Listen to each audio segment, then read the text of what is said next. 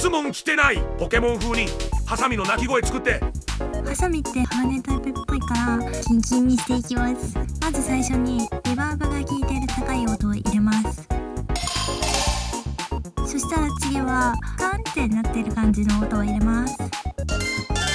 次はもうちょっと厚み出したいのでコードを入れていきます。